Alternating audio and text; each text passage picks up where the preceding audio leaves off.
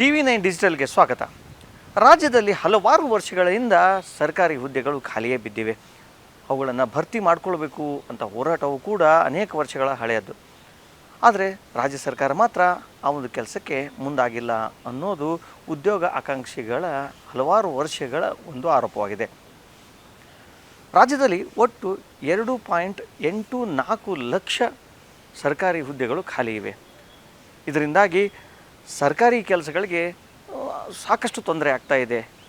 ಇದೇ ಕಾರಣಕ್ಕೆ ಅವುಗಳ ಭರ್ತಿ ಆಗಬೇಕು, ಆ ಮೂಲಕ ಸರ್ಕಾರದ ಕೆಲಸಗಳು ಸುಗಮವಾಗಿ ನಡೆಯುವಂತೆ ಆಗಬೇಕು ಅನ್ನೋದು ಎಲ್ಲರ ಬೇಡಿಕೆಯಾಗಿದೆ. ಅದರ ಜೊತೆಗೆ ಆ ಹುದ್ದೆಗಳ ಭರ್ತಿ ಆದರೆ ನಮಗೆ ಸರ್ಕಾರಿ ನೌಕರಿ ಸಿಗುತ್ತೆ, ನಮ್ಮ ಅನೇಕ ವರ್ಷಗಳ ಕನಸು ನನಸಾಗುತ್ತೆ ಅಂತಲೂ ಕೂಡ ಅನೇಕ ಉದ್ಯೋಗ ಆಕಾಂಕ್ಷಿಗಳು ಕಾಯ್ಕೊಂಡು ಕೂತಿದ್ದಾರೆ. ಅವರು ನಿತ್ಯವೂ ಕೂಡ ತರಬೇತಿ ಕೇಂದ್ರಗಳಿಗೆ ಹೋಗಿ ಅಲ್ಲಿ ತರಬೇತಿ ತೊಗೊಳ್ತಾರೆ, ಮನೇಲಿ ಕೂತ್ಕೊಂಡು ಓದ್ತಾರೆ, ಸ್ಪರ್ಧಾತ್ಮಕ ಪರೀಕ್ಷೆಗೆ ಸಿದ್ಧ ಆಗ್ತಾನೇ ಇದ್ದಾರೆ. ಆದರೆ ರಾಜ್ಯ ಸರ್ಕಾರ ಮಾತ್ರ ಅವುಗಳನ್ನು ತುಂಬಿಕೊಂಡ್ರೆ ಆರ್ಥಿಕ ಹೊರೆಯಾಗುತ್ತೆ ಅಂತ ಹೇಳ್ಬಿಟ್ಟು ಸುಮ್ಮನೆ ಕೂತ್ಬಿಟ್ಟಿದೆ. ಆದರೆ ಕಳೆದ ವರ್ಷ ಅಕ್ಸಾ ಅಂದರೆ ಅಖಿಲ ಕರ್ನಾಟಕ ರಾಜ್ಯ ವಿದ್ಯಾರ್ಥಿಗಳ ಸಂಘಟನೆ ವತಿಯಿಂದ ದೊಡ್ಡದೊಂದು ಹೋರಾಟ ನಡೆದಿತ್ತು. ಬಹುಶಃ ಧಾರವಾಡ ಜಿಲ್ಲೆಯಲ್ಲಿ ಅಂಥ ಒಂದು ದೊಡ್ಡ ಹೋರಾಟ ಯಾವತ್ತೂ ನಡೆದಿರಲಿಲ್ಲ. ಸುಮಾರು 8,000 to 10,000 ಉದ್ಯೋಗ ಆಕಾಂಕ್ಷಿಗಳು ಈ ಒಂದು ಹೋರಾಟದಲ್ಲಿ ಭಾಗವಹಿಸಿದರು. ನಗರದ ಶ್ರೀನಗರ ವೃತ್ತ ಇದೆ, ಅಲ್ಲಿಂದ ಶುರುವಾದಂತಹ ಪ್ರತಿಭಟನಾ ಮೆರವಣಿಗೆ ಜುಬಿಲಿ ವೃತ್ತದವರೆಗೆ ಬಂದು ನಿಂತು ಅಲ್ಲಿ ಸುಮಾರು 3 to 4 ಗಂಟೆಗಳ ಕಾಲ ಧರಣಿಯನ್ನು ಉದ್ಯೋಗ ಆಕಾಂಕ್ಷಿಗಳು ಮಾಡಿದರು. ಈ ಹಿನ್ನೆಲೆಯಲ್ಲಿ ಇಡೀ ನಗರವೇ ಸ್ತಬ್ಧಗೊಂಡಿತ್ತು. ಇದೆಲ್ಲ ನಡೆದಿದ್ದು ಕಳೆದ ವರ್ಷ ಸೆಪ್ಟೆಂಬರ್ 25. ಅದಾದ ನಂತರ ಸರ್ಕಾರ ಎಚ್ಚೆತ್ಕೊಂಡಿತು ಅಂತಲೇ ಹೇಳ್ಬೋದು. ಯಾಕಂದರೆ ಅಷ್ಟೊಂದು ದೊಡ್ಡ ಮಟ್ಟದ ಹೋರಾಟ ಇತ್ತೀಚಿನ ವರ್ಷಗಳನ್ನಕ್ಕಿಂತ ಇತ್ತೀಚಿನ ದಶಕಗಳಲ್ಲಿ ಎಲ್ಲಿಯೂ ಆಗಿರಲಿಲ್ಲ. ಅಷ್ಟೊಂದು ಪ್ರಮಾಣದಲ್ಲಿ ಬಂದಂಥ ವಿದ್ಯಾರ್ಥಿಗಳು ಉದ್ಯೋಗ ಆಕಾಂಕ್ಷಿಗಳು ತಮ್ಮ ಬೇಡಿಕೆಯನ್ನು ಈಡೇರಿಸುವಂತೆ ಸರ್ಕಾರವನ್ನು ಒತ್ತಾಯ ಮಾಡಿದರು. ಆದರೆ ಆ ಹೊತ್ತಿನಲ್ಲಿ ವಿದ್ಯಾರ್ಥಿಗಳ ಬೇಡಿಕೆಗೆ ಸ್ಪಂದನೆ ನೀಡಿದ್ದಂತಹ ಸರ್ಕಾರ ಅದಾದ ನಂತರ ಮರೆತು ಬಿಡ್ತು.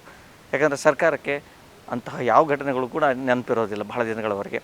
ಈ ನೆಲೆಯಲ್ಲಿ ಮತ್ತೆ ಬೆಳಗಾವಿ ಅಧಿವೇಶನ ಡಿಸೆಂಬರಲ್ಲಿ ನಡೀತದಂತ ಅಂದಾಗ ಡಿಸೆಂಬರ್ 1 ಹೋರಾಟಕ್ಕೆ ಕರೆ ಕೊಡಲಾಯಿತು. ಆದರೆ ಅದಕ್ಕೆ ಉಪನಗರ ಪೊಲೀಸ್ ಠಾಣೆ ಪೊಲೀಸರು ಅನುಮತಿಯನ್ನು ಕೊಡಲಿಲ್ಲ. ಯಾಕೆ ಅಂದರೆ ಸೆಪ್ಟೆಂಬರ್ 25 ನಡೆದಿದ್ದಂತಹ ಹೋರಾಟದ ವೇಳೆ ಕೆಲ ಅಹಿತಕರ ಘಟನೆಗಳು ನಡೆದಿದ್ದವು. ಅದರ ಜೊತೆಗೆ ಇಡೀ ನಗರವೇ ಸ್ತಬ್ಧವಾಗುವಂತಹ ದೊಡ್ಡ ಹೋರಾಟ ಅದಾಗಿತ್ತು.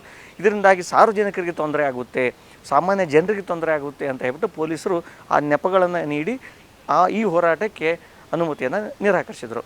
ಆದರೆ ಈ ಒಂದು ಸಂಘಟನೆಯ ಮುಖಂಡರು ಅಷ್ಟಕ್ಕೆ ಬಿಡಲಿಲ್ಲ. ಮತ್ತೊಮ್ಮೆ ಡಿಸೆಂಬರ್ 4 ಮತ್ತೆ ಮಾಡ್ತೀವಿ ಅಂತ ಹೋದರು. ಡಿಸೆಂಬರ್ 8 ಇದೇ ರೀತಿ ನಿರಂತರವಾಗಿ ಹೋರಾಟಕ್ಕೆ ದಿನವನ್ನು ಕೇಳ್ತಾನೆ ಹೋದರು. ಆದರೆ ಪೊಲೀಸರು ಯಾವುದೇ ಕಾರಣಕ್ಕೂ ನಾವು ಅನುಮತಿ ನೀಡೋದಿಲ್ಲ ಅಂದರು. ಕೊನೆಗಿದು ಎಲ್ಲಿಗೆ ಹೋಯಿತು ಅಂದರೆ ಹೈಕೋರ್ಟ್ ಮೆಟ್ಲೆ ಇರ್ತದೆ, ಧಾರವಾಡ ಹೈಕೋರ್ಟ್. ಅಲ್ಲಿ ಹೈಕೋರ್ಟ್ನಲ್ಲಿ ಏನು ಕೇಳಿದರು ಅಂದರೆ ನ್ಯಾಯಮೂರ್ತಿಗಳು ನಿಮ್ಮ ಬೇಡಿಕೆ ಏನು ಅಂತಂದಾಗ ಹೀಗೆ ನಾವು CM ಅವ್ರಿಗೆ ನಾವು ಕೇಳ್ಕೊಳ್ತಾ ಇದ್ದೀವಿ, ನಮ್ಮ ಖಾಲಿ ಇರೋ ಹುದ್ದೆಗಳನ್ನು ಭರ್ತಿ ಮಾಡಿರಿ. ಎಷ್ಟೋ ವಿದ್ಯಾರ್ಥಿಗಳು ಎಷ್ಟೋ ವರ್ಷಗಳಿಂದ ಇಲ್ಲಿ ಧಾರವಾಡದಲ್ಲಿ ಬೇರೆ ಬೇರೆ ಕಡೆಗಳಲ್ಲಿ ನೆಲೆಸಿ ತಿಂಗಳ 1,000 ರೂಪಾಯಿ ಖರ್ಚು ಮಾಡ್ಕೋತಾರೆ. ಸುಮಾರು ಒಬ್ಬೊಬ್ಬ ವಿದ್ಯಾರ್ಥಿ 7,000 to 8,000 10,000 ಖರ್ಚು ಮಾಡ್ಕೊಂಡು ಇಲ್ಲಿದ್ದಾನೆ. ಆತ ಸ್ಪರ್ಧಾತ್ಮಕ ಪರೀಕ್ಷೆಗಳಿಗೆ ಸಿದ್ಧತೆ ಮಾಡ್ಕೊಳ್ತಾ ಇದ್ದಾನೆ, ಆತನಿಗೆ ತೊಂದರೆ ಆಗ್ತಾಯಿದೆ.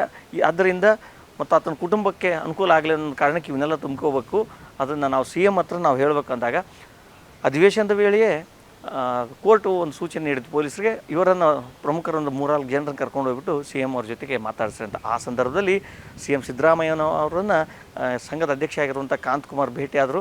ಈ ಸಂದರ್ಭದಲ್ಲಿ ಅರ್ಧ ಗಂಟೆ ವಿಸ್ತೃತ ಒಂದು ಚರ್ಚೆನೂ ಆಯಿತು. ಇದಾದ ನಂತರ ನಾವು ತುಂಬ್ಕೊಳ್ತೀವಿ ಅಂತ ಹೇಳಿದರು. ಅದಾದ ನಂತರ ಪ್ರಕ್ರಿಯೆನೂ ಶುರುವಾಗಿದೆ. ಆದರೆ ಈಗ ಮತ್ತೊಮ್ಮೆ ಹೋರಾಟ ಯಾಕೆ ಅಂದರೆ ನಾವು ಕೇಳ್ತಾ ಇರೋದು ಎಲ್ಲ ಸಂಪೂರ್ಣವಾಗಿ ಭರ್ತಿ ಮಾಡಿಕೊಡ್ರಿ ಅಂತ. ನೀವು 4-6 ಬೆರಳೆಣಿಕೆಯಷ್ಟು ಭರ್ತಿ ಮಾಡಿದರೆ ಅದರಿಂದ ಎದಕ್ಕೆ ಉಪಯೋಗ, ಏನೂ ಆಗೋದೇ ಇಲ್ಲ ಅನ್ನೋದು ಇವರೆಲ್ಲ ವಾದ. ಶಿಕ್ಷಣ ಇಲಾಖೆಯಲ್ಲಿ ಶೇಕಡ 8 to 10% ನೀವು ತುಂಬಿದರೆ ಅದರಿಂದ ಉಪಯೋಗ ಏನು ಅನ್ನೋದು ಇವ್ರದ್ದು ವಾದ. ಅದೇ ಕಾರಣಕ್ಕೆ ಮತ್ತೆ ಮೊನ್ನೆಯೂ ಕೂಡ 18ನೇ ತಾರೀಕು ಕೂಡ ಅನುಮತಿಯನ್ನು ಕೋರಿ ಅರ್ಜಿಯನ್ನು ಸಲ್ಲಿಸಲಾಗಿತ್ತು. ಅನುಮತಿಯನ್ನು ಪೊಲೀಸರು ಮತ್ತೆ ನಿರಾಕರಿಸಿ. ಅದಕ್ಕಿಂತ ಮುಂಚೆ ಈ ವರ್ಷದ ಆರಂಭದಲ್ಲಿ ಫೆಬ್ರವರಿಯಲ್ಲೂ ಕೂಡ ಹೋರಾಟಕ್ಕೆ ಅನುಮತಿ ಕೇಳಿತ್ತು, ಆಗಿರಲಿಲ್ಲ. ಅದಾದ ನಂತರ ಹೈಕೋರ್ಟ್ ಒಂದು ಸೂಚನೆಯನ್ನು ಅಕ್ಸಾ ಸಂಘಟನೆಗೆ ನೀಡಿತು. ಏನಂದರೆ ನೀವು ಗರಿಷ್ಠ 100 ಜನ ಹುಬ್ಬಳ್ಳಿಯ ನೆಹರು ಮೈದಾನದಲ್ಲಿ ಧರಣಿ ಮಾಡ್ಬೋದು. ಆದರೆ ಈ ಸಂದರ್ಭದಲ್ಲಿ 100 ಜನ ಯಾರು ಅನ್ನೋದನ್ನು ಮುಂಚೆ ಮಾಹಿತಿ ಕೊಡಬೇಕು. ಅವ್ರದ್ದು ಬರುವ ವಾರ ಈ ಒಂದು ಹೋರಾಟ ಆಗೋ ಎಲ್ಲ ಸಾಧ್ಯತೆ ಇದೆ. ಈ ಬಾರಿ ಪೊಲೀಸರು ಈ ಒಂದು ಹೋರಾಟವನ್ನು ಹತ್ತಿಕ್ಕಲಿಕ್ಕೆ ಯಾವ ರೀತಿ ತಂತ್ರವನ್ನು ಹೂಡ್ತಾರೆ, ಆ ಪೊಲೀಸರ ತಂತ್ರಕ್ಕೆ ಸಂಘಟನೆ ಯಾವ ರೀತಿ ಮತ್ತೊಂದು ಪ್ರತಿತಂತ್ರವನ್ನು ಹೆಣೆಯುತ್ತೆ ಅನ್ನೋದನ್ನು ಕಾದು ನೋಡಬೇಕಾಗಿದೆ. ಕ್ಯಾಮ್ರಾ ಪರ್ಸನ್ ಅಕ್ಷಯ್ ಜೊತೆ Narasimhamurthy patty, TV9 digital Dharwad.